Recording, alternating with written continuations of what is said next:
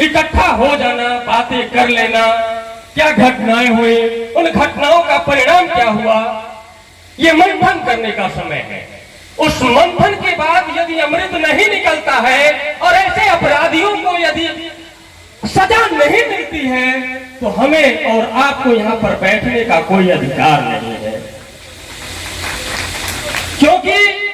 जब से उत्तर प्रदेश में आदरणीय योगी जी की सरकार बनी है, ऐसे अत्याचारियों का कहीं न कहीं जेल में जाने से हमें भी ये आकांक्षा मिलती है कि अब जो बचे हैं उनको भी वहां जाना होगा। इसके लिए हम उत्तर प्रदेश के यशस्वी मुख्यमंत्री योगी आदित्यनाथ जी का भी धन्यवाद देना चाहता हूं, जो इस जहुराबाद विधानसभा से लेकर मोहम्मदाबाद विधानसभा में लगातार सिलसिलेवार जो हत्याएं हुई उनका परिणाम कहीं न कहीं भुगतते हुए कुछ लोग दिखाई दे रहे हैं। और जब तक वो उन्हें सजा न मिल जाए तब तक यहाँ पर आए हुए सभी लोगों की इच्छाएं कहीं न कहीं अभी भी दबी हुई है। जब उन्हें सजा मिल जाएगी तो कहीं न कहीं ये श्रद्धांजलि सभा भी हम लोगों की फलीभूत हो जाएगी।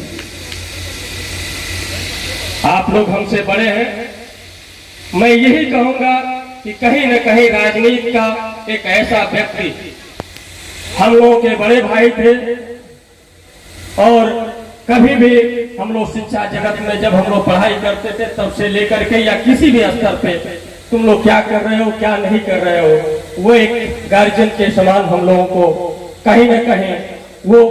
संभावनाएं मिलती थी। रास्तों में मिलने के बाद, स्कूल जाने के बाद, लौटने के बाद कहीं न कहीं वो चीजें हम लोगों को मिलती थी। आज उनके अनुपस्थिति में वो चीजें रिक्त हैं। आज राजनीति में बहुत सारी चीजें हैं, लेकिन एक ऐसा व्यक्ति जिसे राजनीति में कभी ये नहीं सोचा कि मुझे किसी पद की अभिलाषा है, लेकिन ऐसे व्यक्तित्व के धनी व्यक्ति की हत्या होना, ये कहीं न कहीं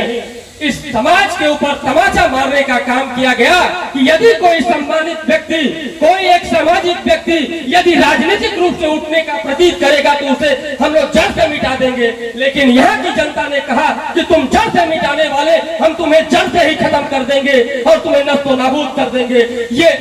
ये परिधारणा आपके आने से है, आपके इकट्ठा होने से है।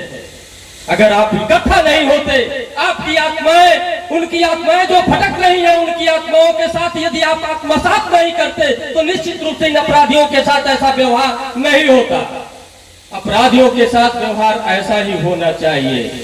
और अपराधियों के अपराध को खत्म करने के लिए समाज के हर एक नवयुवक को आगे आना चाहिए। समाज के हर एक व्यक्ति को उसमें आगे आना चाहिए कि समाज कैसे सुधर जाए, समाज में कैसी एक रूपता लाई जाए, कैसे अभिलाष रूपी विकास को आगे की तरफ बढ़ाया जाए, जो जाति धर्म संप्रदाय से लेकर राजनीति को भी छोड़ करके हर एक व्यक्ति का काम करने के लिए आगे बढ़ते थे।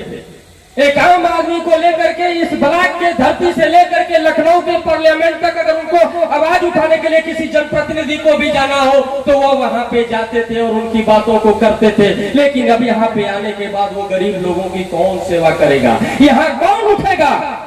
कौन उस समाज में आगे बढ़ेगा। इसलिए हम यहाँ पे इकट्ठा हुए हैं, क्योंकि यहाँ पे तो नफरतें हैं। कहा गया है, किसी ने कहा कि नफरत की एक ऐसी हवा बांटिएगा, नफरत की एक ऐसी हवा बांटिएगा, ये कैसा जहरीला नशा बांटिएगा, ये मंदिर ये मस्जिद शिवालों के नाम पर वतन ही ना होगा तो क्या बांटिएगा, वतन ही ना होगा तो क्या बांटिएगा। यदि हम केवल जाति धर्म और संप्रदाय के नाम पर अगर राजनीतिक रूप से अलग होते रहेंगे तो ऐसे समाज में जीने वाले व्यक्तियों की हत्या होती रहेगी। लेकिन जब ऐसे ही व्यक्तियों के साथ अगर ऐसा होगा और हम खड़ा होकर के उनके खिलाफ यदि आवाज उठाएंगे तो निश्चित रूप से समाज विकसित होगा, समाज आगे बढ़ेगा, समाज में आगे बढ़ने की प्रेरणा मिलेगी।